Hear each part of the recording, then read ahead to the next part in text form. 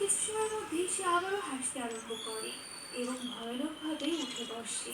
এরপর সে রক্ত ছুঁড়ে মারে আজলানের মুখে। সে আজলানের উপর ঝাঁপিয়ে পড়ে। তাকে কোনোভাবেই কেউ নিয়ন্ত্রণ করতে পারছিল না। ওই সময় আয়ু এগিয়ে আসে এবং লিন্ডাকে বলে এই জিনের সাথে লড়াই করতে। সে লিন্ডার হুঁশ ফেরানোর চেষ্টা করে এবং বলতে থাকে যে আজ থেকে লিন্ডার সম্পূর্ণ দায়িত্ব উনি আয়ু। যা শোনার পর আস্তে আস্তে করে ওই জিন লিন্ডার শরীর ছেড়ে দেয়। দৃশ্য বর্তমানে আসলে আমরা আয়ুকে দেখতে পাই যে কিনা লিন্ডার কথা ভেবে ভয় পাচ্ছিল। এটা ভেবে যে ওই জিন আবারও ফিরে আসলো কিনা। অন্যদিকে ওই সময় আমরা লিন্ডাকে দেখতে পাই যে কিনা সিদ্ধান্ত নিয়েছিল যে সেই মাদ্রাসায় আর থাকবে না। তাই তো সে তার ব্যাগপত্র নিয়ে পালিয়ে যাওয়ার চেষ্টা করছিল। সে মাদ্রাসা থেকে বেরিয়েও আসে। সে যখন রাস্তা দিয়ে দৌড়ে পালিয়ে যাচ্ছিল এবং মনে হচ্ছিল জিনটি তার পিছু করছে, তখনই সে একটা বাড়ির সামনে আসে এবং কোরআন তেলাওয়াতের শব্দ শুনতে পায়। এত মধ্যে আর কোরআন তেলাওয়াত শুনে সে মুগ্ধ হয়ে যায় এবং ওই বাড়ির ভিতরে প্রবেশ করে, যেখানে সে তামিল নামক একজন ছেলেকে দেখতে পায় যে কিনা খুব মধুর কণ্ঠে কোরআন তেলাওয়াত করছিল। তাদের এখানে লিন্ডাকে লক্ষ্য করার পর সে লিন্ডাকে ভেতরে ডাকে তার সাথে মিলে তেলাওয়াত করার জন্য।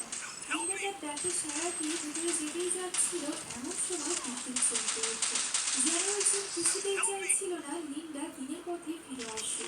চারিদিকে বিদ্যুৎ চমকাতে দেখে লিন্ডা এত বেশি ঘাবড়ে যায় যে সে দৌড়ে পালাতে আরম্ভ করে।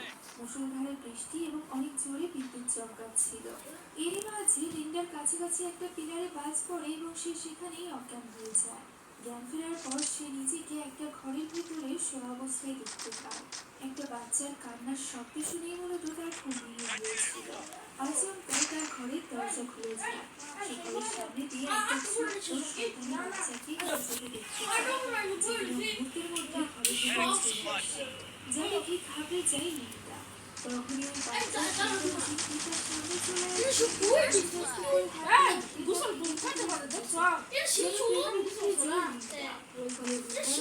করে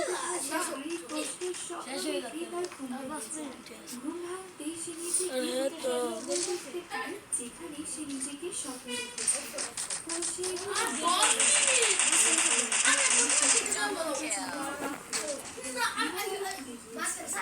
এমন সময় ঘরে